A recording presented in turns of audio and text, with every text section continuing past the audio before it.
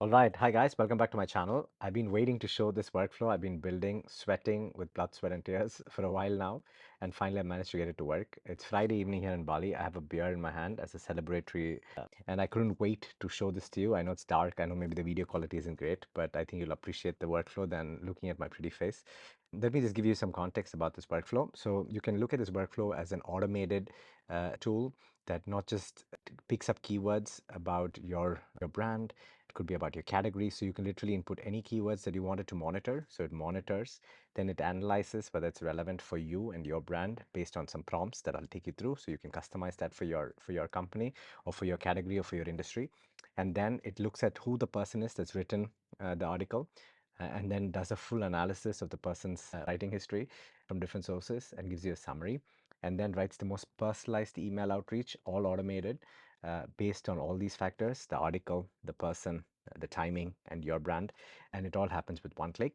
To give you some context, tools like this cost at least $300 a month. So if you look at Prowly, which I've been using before, which is a very nice tool by SEM Rush, it costs $369 a month if you pay monthly, and if you pay annually, it's $258 a month. So that's still close to somewhere around $2,500 for just a basic plan. And you'll soon realize that just doing follow-up sequences, you need this, and you can't do a lot of automated stuff. So you still need to do manual work, which means you need to invest in a resource. It could be an assistant. That's another $1,500 a month. So literally you're talking, $18,000 a year for doing what today the workflow I built can do to a large extent. It might not be the most robust workflow, but it does a lot of the work. I also asked Perplexity to give me all the different tools and arrange it by price. And here you can see Prowly is actually the cheapest. If you really want to get a lot more sentiment analysis, a lot more analysis about what's going on, written about your category and the keywords, you're paying like $1,500 a month. I used to use a tool called Meltwater back in the day, and that was pretty expensive. I don't remember exactly how much we used to pay, but it was pretty expensive, 4 digits a month. So literally all this can be done with this beautiful workflow that I've been building. So without any further ado, let's dive into it. All right, so this workflow is obviously a little long, but let me break it down and take you step by step. I've set it up as a cron job or as a scheduled job. So what that means is that every day this workflow starts running, and you can customize this. So over here, you have a schedule trigger. I run this every 12 hours. You can decide to do it every hour, every 24 hours, every week. And it all starts with an Airtable. I really enjoy Airtable N8N integration because it's pretty nice and nifty. So for me, the Airtable integration starts with two tabs. I call them input and output, and you can keep writing as many keywords here in the input tab. So here I've built this for Moonrise, which is one of my own projects. And Moonrise works with pelvic floor dysfunction. So we will help women that have pelvic floor issues get their health back without Kegels or surgery, and make healing fun. So if you have incontinence, you don't have to assume that's the end of your life. You can actually reverse and regain yourself. So these are the keywords we look at. You can obviously put your brand name there. You can literally add any keywords. There's no limit on number of keywords that you can do. And this input file basically tells you when the last run happened, going through this whole workflow, and whether there's any error of if the status was done. So this is where you sort of feed your input, as the input says, and the output is where you get the output. So here you can, I just ran this flow many times, but you can see the article title, you can see the URL of the article that was written, the summary of the article, the name of the author, her email, if there's a phone number, and then you get different angles. So this is where the personalization happens. The angles can be about the person. So here you can see who the person is that wrote this. So you can see her entire history, her key articles and contributions, her public profile. Yeah, so this sort of gives a wonderful summary, right, of the person. And then you take all this and the article that triggered the whole thing, and you write a personal email. We have decided Moonrise to not be selly, meaning we're not going to ask you for a call or anything. We're just trying to build a relationship with wonderful people out there. So it's literally a heartfelt email saying, listen, we really like the work you do, so thank you. So it says, hi Christina, I discovered your work through a recent article on vaginal prolapse repair in Urology Times, and I was deeply moved by your clarity and commitment. And that's it. So this is the email that we've decided to write, but you can decide to write a very salesy email. I've done a little short before on why I think it's better to be more relationship building and cold outbound rather than salesy, but it depends on your category. If people understand your category a lot, then it doesn't matter. All right, so let's come back here. So it all starts with the Airtable. And then I have a loop here, and the loop basically keeps running the whole workflow as you have more keywords. So it finishes one keyword and then looks to the next keyword and then goes into the next keyword and so on. So every time you have like a keyword list, it goes through that loop. So it starts at the top and goes all the way to the bottom. So if you don't want a particular keyword to be part of the loop, you need to remove it. So otherwise, there's no other logic here. I've not created any other, you know, column to make it active or inactive. So it's sort of an active sheet that you need to use. So if you're just collecting a lot of keywords, I wouldn't put it in the Airtable, I'd put it somewhere else. And then what we do after that is we build an RSS URL. So all the news that is written about those keywords can be found on Google News with an RSS search. So that's literally what we do here, which is a manual mapping. And then I use an Apify scraper. For those that are not familiar, Apify is the world's largest, I think, marketplace for scrapers. They have all kinds of scrapers. I love Apify. This is the one that costs some money. I believe I pay $20 a month for this, but it's so worth it because what you get is basically you can decide how many items you want to have, how many articles that that are in this keyword that you want to bring out. You can decide whether it's how often, like how back do you want the scraper to go back, past week, past year, past day, past 24 hours, whatever, right? Again, depends on your niche. So if you're working in a niche that has a lot of volume, you want to be careful because this obviously costs money. It's not a lot of money, but it costs money. And then I do a set node here. Don't worry about looking at code. You can literally click on Ask AI and write in English what you want the code to do, and it'll do the work for you. It's just magic. I've been vibe coding, for a while now, and it works like magic. So this basically sets the data. So over here, remove myself. Over here, that you can see that it gives you the data of the article that was in play. So the RSS becomes much more of a cleaner file. So you get the summary, you get the full content of the article. So in RSS, you get basically you scraped it, right? So once you get the full article, what I do is put it in another Apify scraper.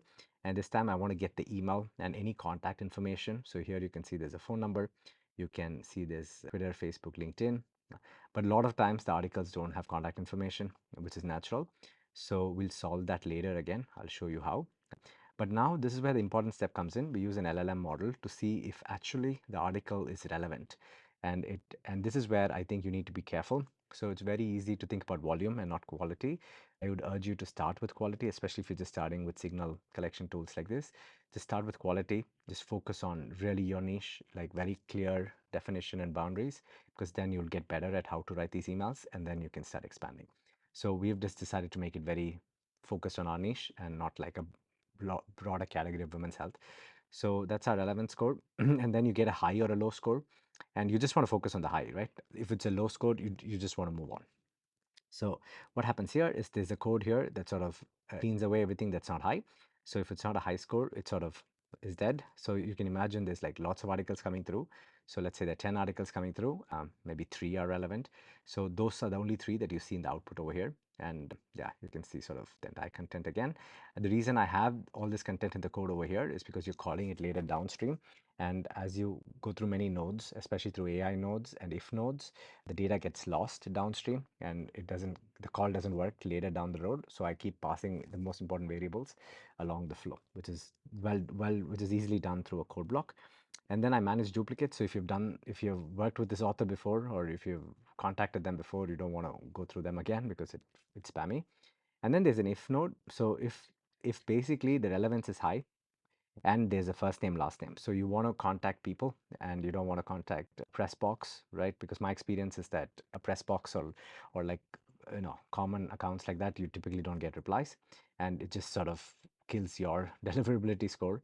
So I'd rather just work with people, like real people, or as high probability of real people as possible. So first name, last name, and relevance. So if it's high and there is some first name, some last name, then I'd want it to continue. So here you can see there's Christina as the first name, Dr. Mises is the last name, and so it'll continue.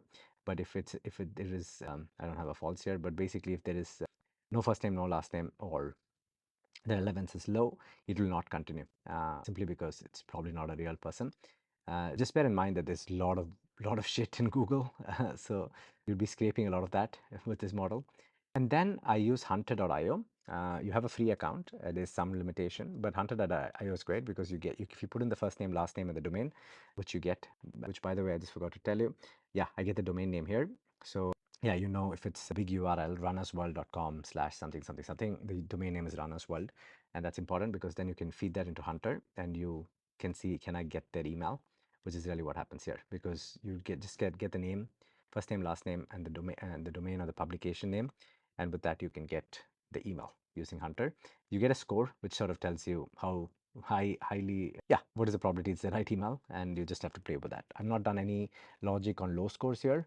That's something that we could do, but I'm just going with it for now. Okay. And if there's an email, which is a if node condition here, then you want to proceed. If there's no email, because Hunter can say there's no email, and then you just want to end the loop, right? Which means you just input the log saying the run is done, and then it goes to the next keyword here. So you can see the loop continues. But let's assume there's an email, then it'll continue. And here I use Perplexity, and Perplexity is great for summarizing information across a lot of sources. It's like Google reinvented. So I use Perplexity to get the 360 image of the person that's written this. And so I output it as a content over here. So you can see that I get everything about her from LinkedIn, from all her writing and so on. And it's all cleanly, outputted for me in a JSON. And once I get that, I clean this up. So I get all the data I need. So everything from the title of the article, the URL, the summary, the person, and so on.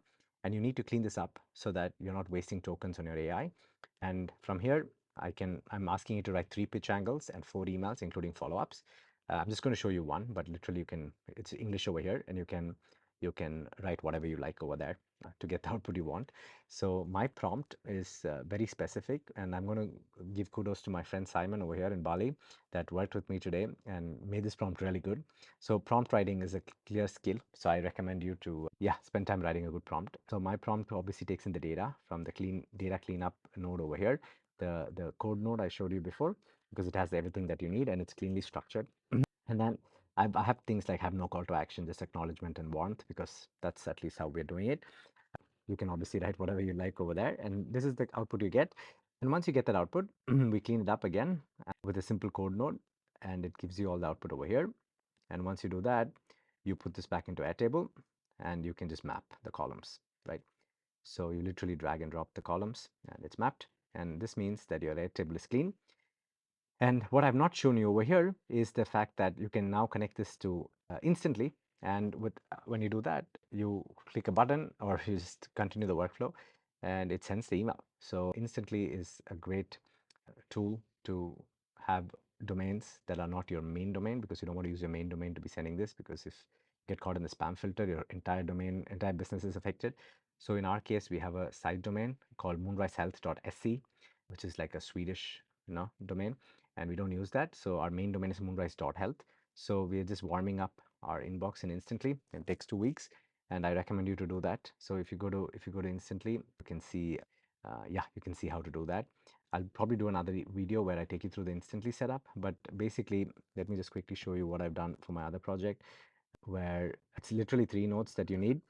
So the 3 nodes that you need are an API call. So you need to have a node called a post node, which basically gets the lead data, and you need to put in your API.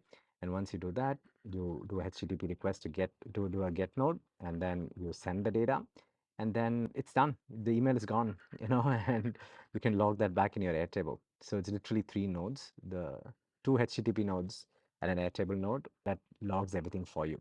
So it's wonderful what you can do today. So just to recap, what we've done over here is built $1,500 tool, at least, or let's say $500 per month tool, in literally few nodes with some vibe coding with AI. And this is the workflow. This is the final workflow. And it starts with the schedule trigger, uses Airtable as your base, runs through a couple of scrapers, goes through an AI to check relevance, goes through Hunter to get your email, goes to Perplexity to get the lead information, and then puts it all in a wonderful cleaned up structure, puts it in an AI, gives you a wonderful output which feels very personal, and connects it to instantly so you can send it. And this means that you can send, once you warm up your inbox and you have, let's say, 3 inboxes, you can send at least 100 emails a day per inbox. So that's 300 emails a day of people that have written articles in your niche where you're providing value. And assuming a 4-5% response rate, if it's super personal, it's a lot of opportunity. And I think that opportunity translates into PR, it translates into more business development, more brand building, fundraising. There's a lot of things that you could do. So I really hope you enjoyed this video. If you did, Please like, share with a friend. And if you have any other requests, let me know in the comments and I'm very happy to do it. And as I mentioned, if you want a JSON file, you'll see the instructions on how to get it below. So thank you very much for your support and see you in the next video. Bye.